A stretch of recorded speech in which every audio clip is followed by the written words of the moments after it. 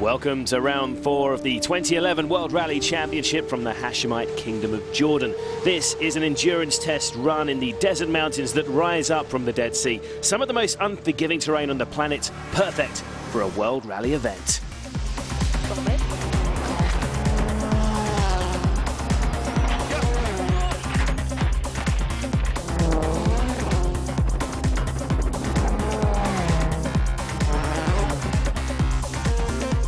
The service park headquarters are 80 kilometers south of the capital Amman and rest alongside the Dead Sea, the lowest location on Earth at 400 meters below sea level.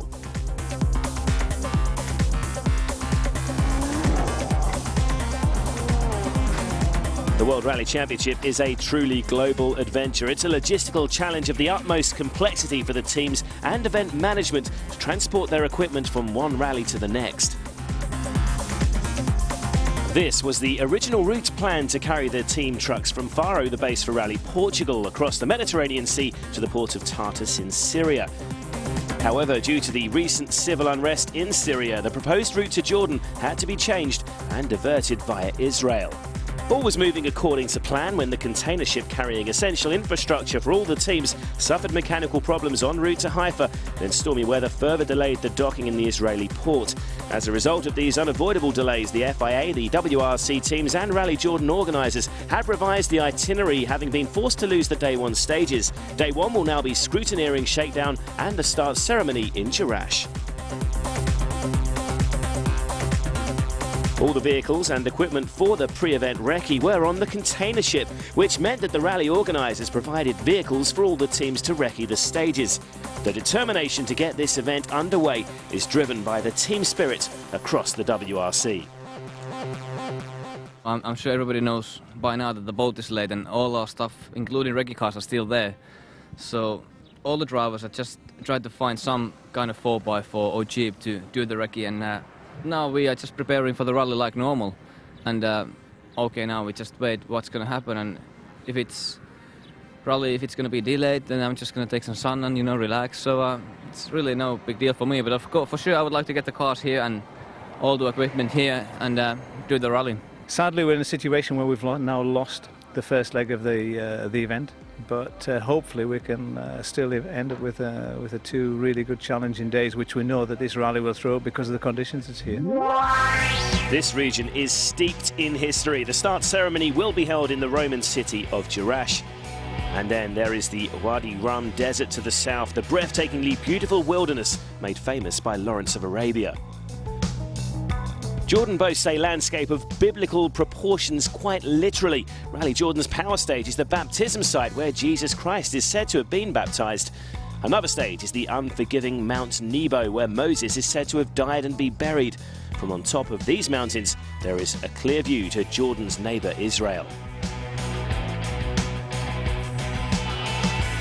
The ancient city of Petra is carved entirely out of sandstone and a wonder of the world. Check that out. Mikko Hirvonen took full advantage of the time waiting for the container ship to arrive by making a trip down to this incredible historic site. That's really, really cool.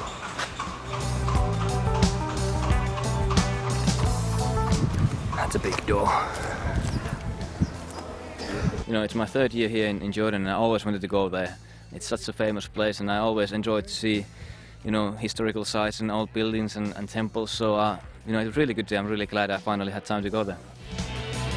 Well, Mikko and his teammates at Ford also took some time to enjoy the legendary healing properties of the Dead Sea mud. With the extra resting and relaxing out of the way, it would soon be time for the rally preparations to really get moving. At every rally this year, we're selecting a featured driver. This weekend, it's Ford's Khalid Al-Qasimi. The Emirati earned his World Rally stripes on terrain like this here in Jordan. Potentially, on paper, you should be able to score your best results here, really, no? No. No. Why is that? When they changed the rally to this area, it works completely different ball game. You know, it's not the same what we used to do. It's good because I started lifting my pace, but if you ask me, every time I participate over here, I never push 100%. Why is that? As I said, it's difficult to read the terrain. And whenever it is difficult, that means you cannot have the full confidence on pushing on a lot of places, a lot of corners. I would like to, but when I will see the terrain going rougher and more ruts, then I think it will be more enjoyable because the action goes over there. How proud are you to represent the Middle East as a whole in the WRC, as well as Abu Dhabi, of course? I mean, it is very important for us in this region, for sure, to have one of the rounds of the World Championship. Most of the drivers in the World Championship, the best drivers are, let's say, 90% of them from Europe. And to have someone which actually comes from this part of the world, I mean, covers of the Middle East and this region, it's good for the sport. It's good for the new generation, to help them to have the ambitions that to be future champions, and they can come and compete in the World Championship. Back to the delivery of the vital equipment to the teams. As the sun set over the Dead Sea, the container ship had docked in Haifa and cleared customs. The wait for the trucks to arrive was finally over at 1:30 a.m, the night before the rally was due to start. The teams had assembled their mechanics and engineers in the service park, poised to unload their equipment from the convoy of 37 trucks, some of which have been on the road since Portugal nearly 3 weeks ago.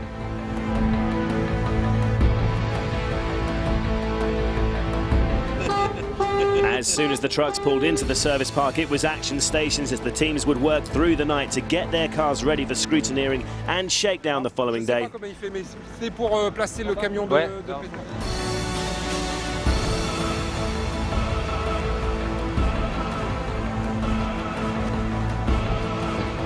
Past 2, 37 trucks just come in here after how many days? Last seen in Portugal. The job is tremendous. You know, what's normally 3 days, we're looking into packing into 10 or 12 hours now. Shakedown starts in 10 hours. But the spirit and everything, we're going for minimum setup, obviously, because everything's shortened. But a huge task to turn the service park into a workable area. But it'll happen. As you see, the spirit in everybody is fantastic at the moment. Over at Ford as well, the unenviable task of building their entire service area in the dark was well underway.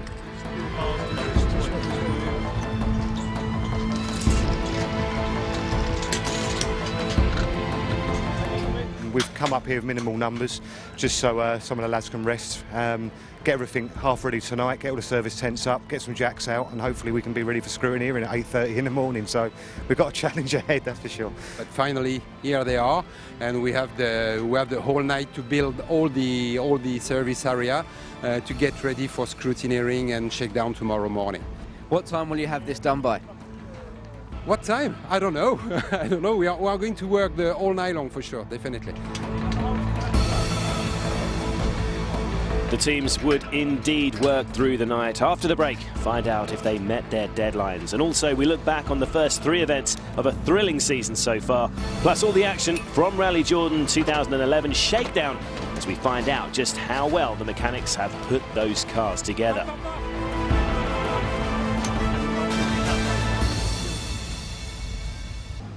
Welcome back to Jordan. It's dawn, and as you can see, the service park is almost complete, but it's taken an incredible effort from all involved to make it possible. The teams have had their personnel working through the night to get as much of the event preparation completed as possible in the time available. With the infrastructure mainly completed, now attention can switch to the cars, with just a few hours remaining to prepare the machines for event scrutineering and then the shakedown test later in the morning. Rally is always a test of endurance, and not only for the drivers and co-drivers. Since the trucks arrived, I think around 1:30 this morning, we have had about 12 people working non-stop full-time until now, and they are still working to build the whole service back up to be ready for the start of tomorrow. Sven Smith's clearly exhausted there, and as the Ford team apply the finishing touches to their service area, a separate team of mechanics are working hard to ensure the cars are set up correctly for the unique hazards of Rally Jordan. It has been a remarkable demonstration of teamwork. Usually we're a bit split up into different areas, but here everybody has to muck in to do everything. We have a very, very short period to get all the kit up and working and the cars ready for scrutineering this morning.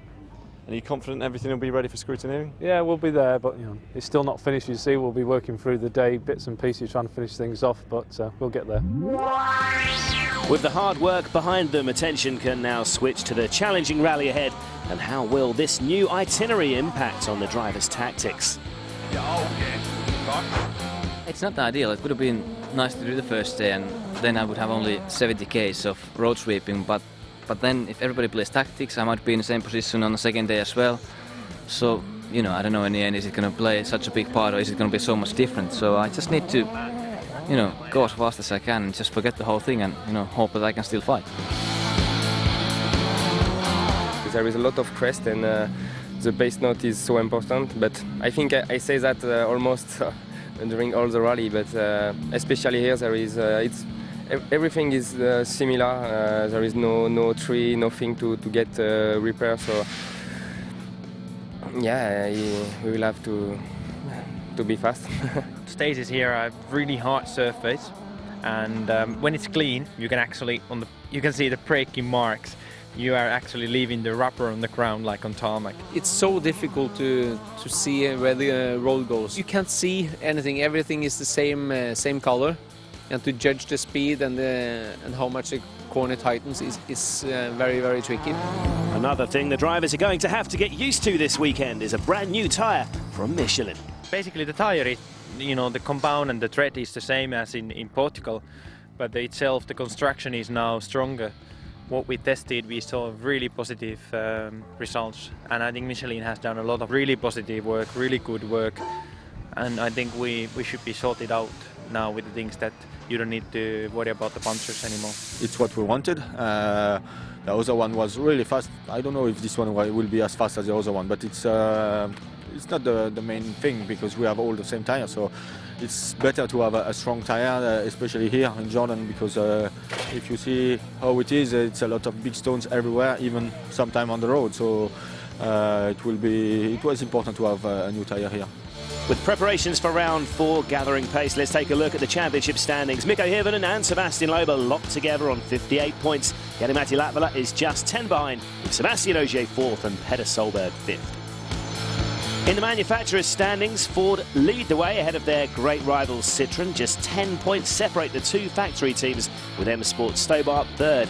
It has been a fascinating 3 rallies so far this season, so let's remind you how we got to this point. It all started back in February. The sub-zero temperatures of Rally Sweden are world away from the heat and dust of the Middle East. And it was, of course, a first glimpse of this exciting new era of World Rally Car, the smaller, more agile 1.6-litre turbo machines, with Ford switching to the Fiesta and Citroën to the all-new DS3. World champion Sebastian Loeb was the first into the stages and first to try out these new manual gear shifts. But it was a frustrating start for the Citroën Total Star, with the Frenchman struggling for grip in the deep snow, while Henning Solberg also failed to trouble the front runners, but for a very different reason. This high-speed roll ended the Norwegians' rally. Ken Block was at his spectacular best and set the longest jump over the infamous Collins Crest. The star of the show early on, though, was Mads Osberg. The young Norwegian led the rally for a day and a half. Osberg was chased all the way by Mikko Hirvonen, and he eventually edged past. In the first of the new power stage formats, Petter Solberg was replaced by co-driver Chris Patterson after Petter lost his driving licence for speeding in a road section. It was Sebastian Ogier who won the Gustavus power stage, claiming 3 bonus championship points for his efforts, and Hirvonen held off Osberg to claim his first victory for a year and get his season off to a perfect start. Round 2 saw us cross the Atlantic Ocean for Rally Mexico, and as always, the event started in the colourful surroundings of Guanajuato for the start ramp, and for 2011, an all-new city centre super special through the cobbled streets and tunnels. Petter Solberg was quickest through this night stage, thrilling the thousands of fans in the process. So many people. It's crazy. The passionate Mexican spectators were packed into the gravel stages too, and as ever, a huge crowd had camped out at the spectacular El Brinco jump. It came down to an intense duel between Citroën's two Sebastians, Loeb and Ogier, who were free to fight, and there was no quarter given.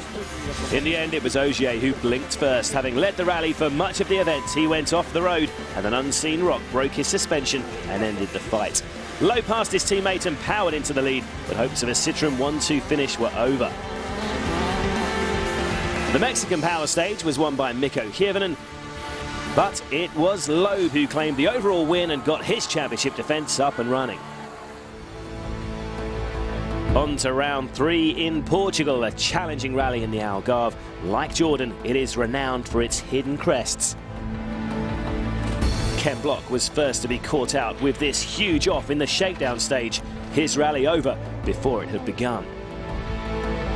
Loeb lost time on the second afternoon when caught in the dust of Hirvonen, who'd stopped to change a punctured tyre. You are very, very mad about this. He destroyed my race also. I didn't have a puncture, he had a puncture. Into the Portugal power stage, and Loeb, who was running second overall despite his delay, became the third different winner of these bonus stages.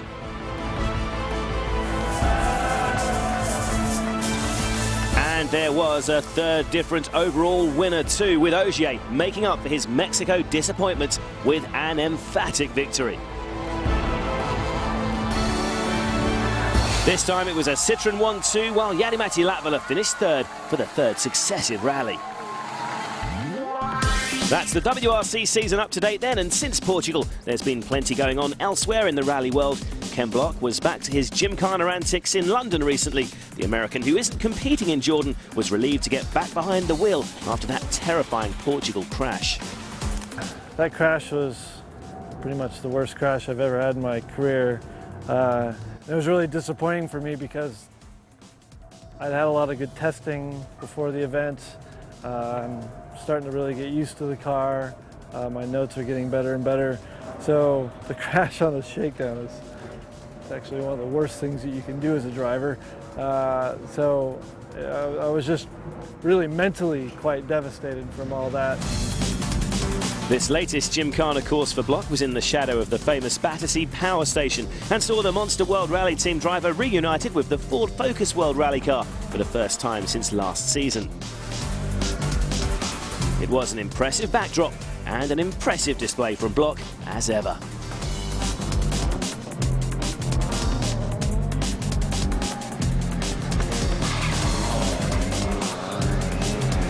Meanwhile, the countdown towards Mini's return to top-level rallying has continued with the team's official launch of the John Cooper Works WRC alongside their drivers Chris Meek and Danny Sordo this week.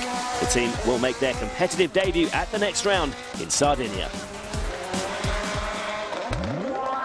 Coming up after the break, the drivers finally get into the desert as the Jordan shakedown stage gives the teams a chance to get the cars into action.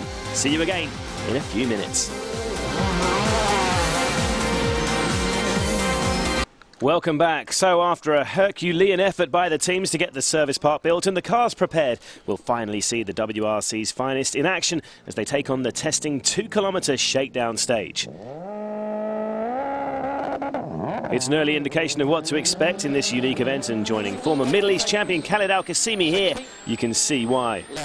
There are hard, dusty gravel roads like this throughout the rally in Jordan, and with new Michelin tyres to adapt to this weekend, the crews have limited time to get their setups honed in after all the delays.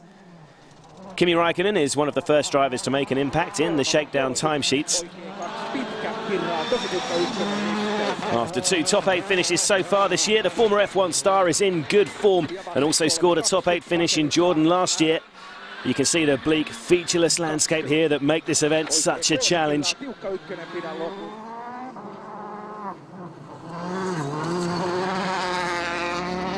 One driver who will undoubtedly make an impact here in Jordan is Sébastien Ogier.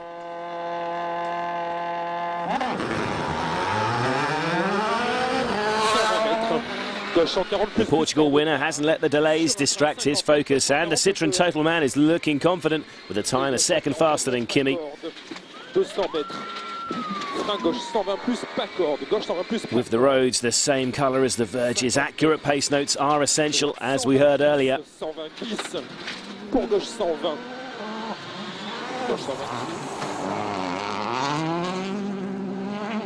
Mikko Hirvonen has certainly made the most of this rather bizarre start to round 4.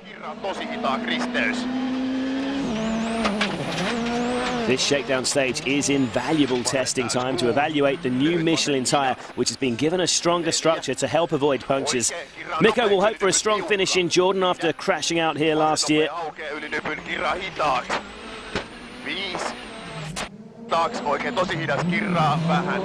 And so far, the championship leader is pleased with the morning's progress.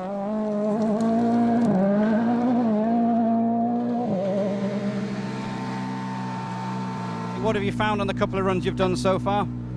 Well, I found that it's very, very slippy.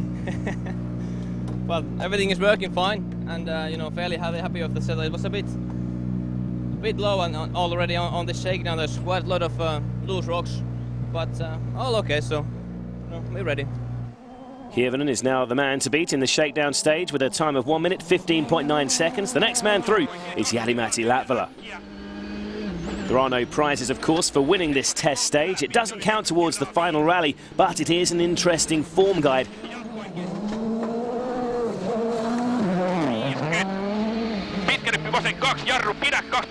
And there is not going to be much between the two Ford men here. Well, the Finns very evenly matched in this short shakedown stage. There's 1/10 of a second between them.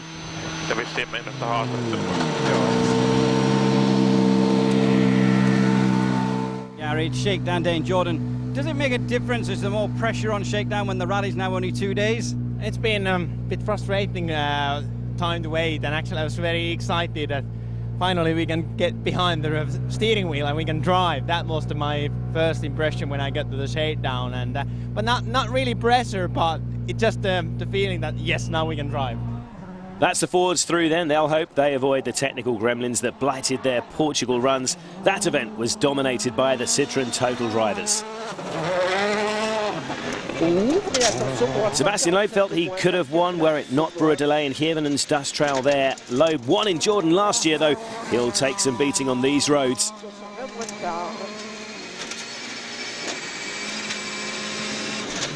Seb is 3/10 of a second quicker than Latvala in shakedown and is already thinking about his tactics in the now 2-day rally to come.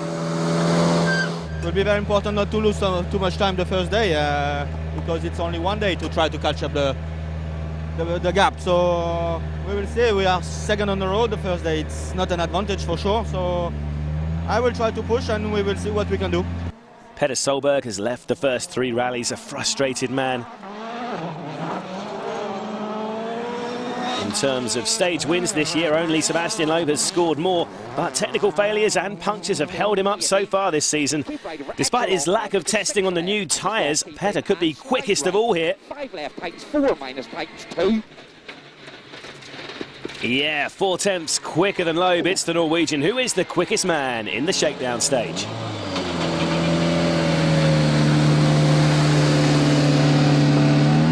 Friday morning, great road position. What's the plan for tomorrow? Let's go. Rally Jordan also marks the second round of the SWRC category for drivers using normally aspirated Super 2000 machines. The favourite here is undoubtedly Nasser Al-Attiyah. The 6-time Middle East champion is a former winner in Jordan before it joined the WRC, and having been excluded from the last event in Mexico after leading from start to finish, the Qatari driver will be desperate to get a win under his belt. Nasser faces a formidable lineup though. Making his SWRC bow for 2011 is Evan Brynildsen. The Norwegian youngster has an abundance of talent, and with his Skoda Fabia being run by his compatriot Petter Solberg's team, he has a strong squad backing him up. Also competing in his first SWRC event of the season is Bernardo Sousa. The Portuguese star crashed out from his WRC debut at his home event 3 weeks ago. So he'll hope his switch back to his Super 2000 Fiesta brings him better luck. And keep an eye on Jordanian Ammar Hijazi. Could his local knowledge help him power his Skoda Fabia to a podium finish? We'll keep you updated on the SWRC runners throughout the weekend. All that remained for the crews on this opening day was the drive north to the official opening ceremony among the spectacular Roman ruins in the ancient city of Jerash.